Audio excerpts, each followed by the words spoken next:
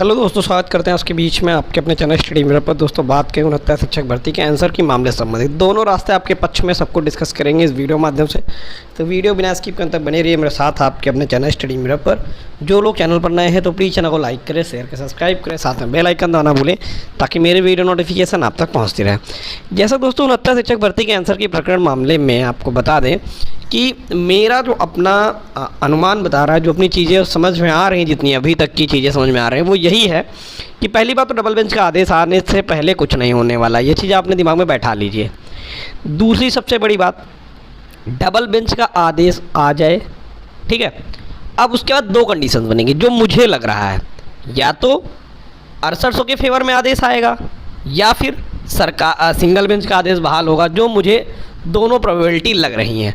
दोनों में से अगर कोई भी प्रोबेबिलिटी आती है, कोई भी मान लीजिए चीज़ें, कोई भी ऑर्डर आए, अगर ऐसा कुछ हो रहा है तो, बाकी ऑर्डर तो किसी को नहीं पता क्या आएगा, कि कौन सा चीज़ें आएंगी, लेकिन जो मेरा अपना अनुमान है, जो मुझे चीज़ें लग रही हैं अभी तक की स्थितियों को देखते हुए, कि दो ही आदेश होते हैं, या तो डबल बेंच सिंगल बेंच के आदेश को बहाल कर देगी और रिविजिट वाला जो आदेश था वो हो जाएगा, या फिर 6800 को प्रोसीड कर सकती है कोर्ट।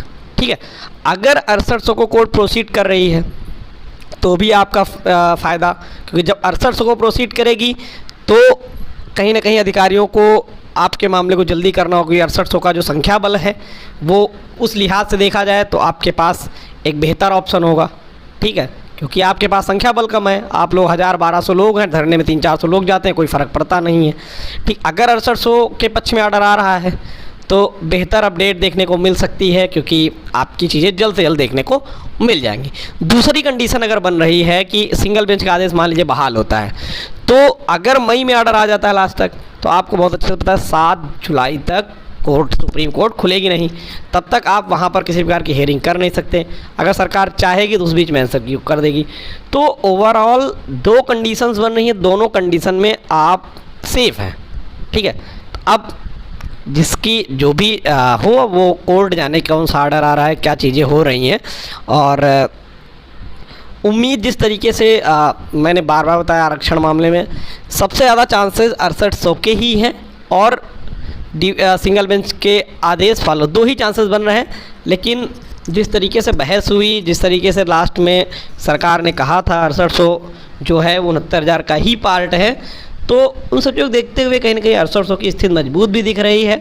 और याची लाभ जैसी चीज़ें लगातार मांगी जा रही हैं, आपने देखा होगा EWS मामले में याची लाभ जैसी चीज़ें देखने को मिली थी, वहाँ पर भी लग रहा था कि जब आप डेटा मांग रहे हैं EWS में याची लाभ मिल जाएगा, जबकि वहाँ 400-500-600 कैंडिडेट थे, लेकिन ऐसा कुछ वहाँ देखने को नहीं मिला। तो मुझे नहीं लगता इस मामले में कभी याची लाभ मिलेगा, क्योंकि नंबर ऑफ़ कैंडिडेट बहुत ज़्यादा हैं। बाकी कोर्ट का आदेश है, कुछ भी हो सकता है, ये चीज़ें नहीं कह सकते। लेकिन एक चीज़ जान लीजिए, डिवीज़न बेंच से जिसके फेवर में आदेश आएगा, चाहे वो 6800 के फेवर में आए, चाहे याची लाभ के फेवर में आए, चाहे वो सरकार के फेवर में आए, जिसके भी फेवर में आदेश आएगा वो पार्टी सबसे ज़्यादा मजबूत हो जाएगी, क्योंकि सुप्रीम कोर्ट में लगभग डिवीज़न बेंच के 60-80% फैसले वही होते हैं। तो इसलिए अभी बहुत ज़्यादा पैनिक होने की जरूरत नहीं है। सबसे पहले आरक्षण मामले का ऑर्डर का वेट कर लीजिए, ऑर्डर आने पर ही आपके फेवर में चीज़ें देखने को मिल सकती है। बिना ऑर्डर के 6800 के ऑर्डर के कुछ भी एक पत्ता भी नहीं हिलेगा। तो इसलिए जो आरक्षण मामले का ऑर्डर है उसका वेट कर लीजिए। ठीक है, थैंक यू फॉर वॉचिंग।